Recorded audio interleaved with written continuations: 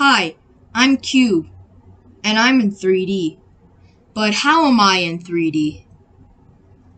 3D modeling. 3D modeling, by definition, is the art or activity of making 3D models. Now, there are many softwares to 3D modeling, but the one that I'm animated in is called Blender, which is free. Now, why is 3D modeling important? 3D modeling is quick, much quicker than other methods. While it might take a while for chairs to be made in woodworking, it only takes about 5 minutes in 3D modeling. It is also very realistic with both accurate simulations and shading.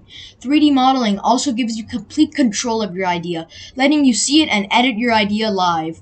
Corrections are super easy, usually taking just a couple of clicks or commands. You can also add things into your workspace with a click of a button. Measurements are done by the computer. You will always have info on volume, speed, and size, thus allowing for perfectly scaled models.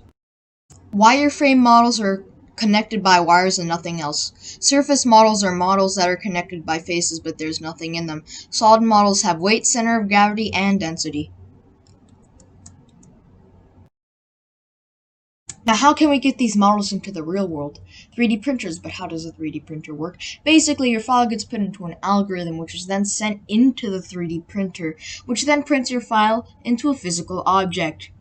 The next bit of info is from MakerBot. 3D printing is very cheap compared to other design techniques. It is also much faster. Usually a woodworking or blacksmithing project would take 1 to 2 weeks. A print would only take 1 to 2 days, if both were the exact same in volume. Due to the aforementioned speed and cheapness, rapidly improving certain things would be really easy, even though the materials for 3D printing are usually weak. Prints are almost always the same as their digital counterparts, making 3D printing very reliable. 3D printing is very accessible. You can get a decent 3D printer for about $200.